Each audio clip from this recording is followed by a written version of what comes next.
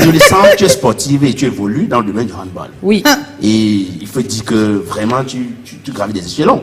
Sauf que, à cause de l'injustice et du harcèlement, mon Dieu, tu vas tout arrêter. Qu'est-ce qui s'est réellement passé? Alors, moi, je raconte toujours tout parce que j'estime que ce que j'ai vécu peut inspirer ou aider. Voilà. Alors, vous savez que le sport, c'est un milieu compliqué. Il suffit simplement que vous suiviez le mauvais chemin, c'est parti. Moi, on m'y a amené pour résoudre un problème. J'étais rentrée dans un mutisme quand j'ai perdu mon père avec qui j'avais une relation fusionnelle. Quand j'arrive là-dedans, je tombe sur d'excellents encadreurs qui nous apprennent en fait la solidarité, qui nous apprennent que l'équipe, c'est si tu es dans une équipe, tu ne marques pas le but seul. Pour que tu marques le but, il faut que le gardien arrête et donne à l'autre et te donner et tout ça. Donc je grandis là-dedans. Et je joue dans la CNP, je me forme là-bas, puis je vais à la SNH, je trouve encore un excellent encadreur qui m'apprend la vie, qui nous apprend la vie. Parce qu'il faut savoir que quand vous avez un enfant qui pratique du sport, c'est la vie qu'il apprend, surtout les sports collectifs. Et au sorti de là, je suis recrutée au TKC de Roger Mila en 90. Donc, en 90, Roger Mila était... donc, du coup, quand on m'a appelé, quand les entraîneurs ont débarqué chez nous, ils sont allés venus voir ma mère pour dire, on veut votre fille dans le cadre. Qui? Celles qui sont souvent ici. Ma mère n'imaginait pas à quel point j'étais... Pourtant, je ramenais de l'argent déjà un peu. Les primes de match et tout le reste. Mais là, c'était mon premier contrat professionnel que je signais avec Roger Mila. Donc, quand on dit qu'on vient du que Roger Mila, ma mère dit que c'est Roger Mila. Donc, c'est Roger Mila.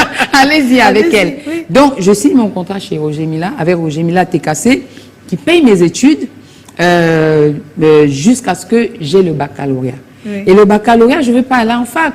Je veux faire marketing et communication comme mon frère qui sortait de l'ESSEC. Oui. Parce que quand il rentrait, il faut savoir que quand on rentrait le soir, les mamans nous rassemblaient et chacun devait raconter son histoire. Et la viande supplémentaire appartenant à la personne qui aura raconté l'histoire qui faisait le plus rire. Oui. Donc c'est comme ça qu'on a grandi. Donc du coup, Roger Mila dit, écoute ma fille, vous êtes tellement nombreuses. Quand tu veux faire BTS marketing là, c'était 350 000 francs la pension à l'époque. Il m'a dit c'est compliqué.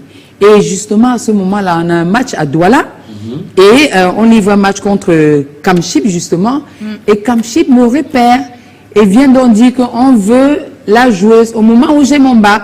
Et je me dis mais si vous payez mes études et tout ça, moi ça me va. Donc si je pars de Yaoundé pour Douala, j'ai pas de problème. Kamship s'engage.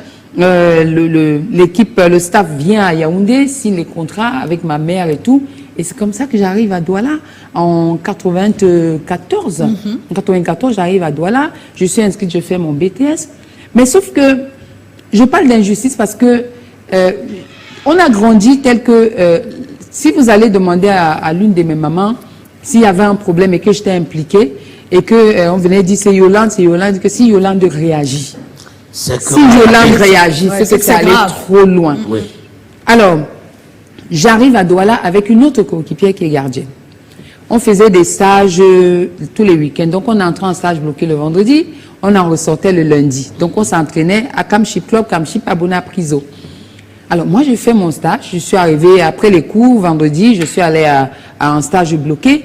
Mais celle qui était venue avec moi de Yaoundé, qui habitait avec moi, Kamship nous hébergeait, n'était pas venue. Parce qu'elle avait pris une permission disant qu'elle avait eu un deuil à Yaoundé. Apparemment, on l'aurait vu en boîte de nuit. Moi, je ne l'ai pas vu ce week-end-là. Oui. On l'aurait vu en boîte de nuit. Lundi, quand j'arrive à l'entraînement à midi, elle est là. On dit, voilà, vous n'étiez pas à l'entraînement. Il se trouve que vous êtes suspendu. Elle est suspendue. Donc, elle est obligée de venir aux entraînements. On coupe sa prime pendant 3 mois. OK? Et puis, j'entends, mais toi, Yolande aussi, tu es suspendue. Pourquoi je suis suspendue? Moi, qu'est-ce que j'ai à voir là-dedans? Non, tu savais, tu n'as pas dit. Mais qu'est-ce que j'ai à voir là-dedans? Je suis là pour dire, faire des enquêtes. Donc, c'est comme ça que... Est-ce que c'était dans le contrôle des parents? Tu vas dire. C'est comme ça que je décide donc, bon, ok, si je suis suspendue, il n'y a pas un problème, il n'y a pas de problème, je ne viens plus. Moi, je ne viens plus parce que c'est tellement injuste. Que après on vient me dire, ah, la personne veut te voir, d'ailleurs paix à son âme, la personne veut te rencontrer et tout. Quand j'arrive à son bureau, oui, on te suspend comme ça, tu viens même pas, je suis pas un homme.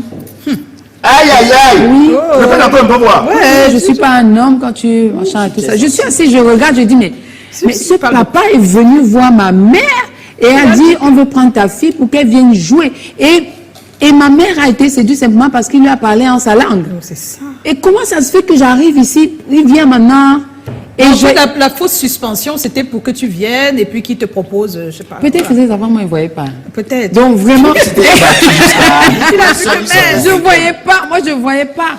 Mais je ne sais pas où j'ai pris le courage ce jour-là. Excusez-moi, parce que les propos vont être un peu durs, mais j'ai dit, mais vous êtes un porc. Vous êtes un porc, vous avez venu me chercher chez mes parents. Si c'était pour ça, me laisser tomber, je suis sortie et je ne suis plus jamais revenue.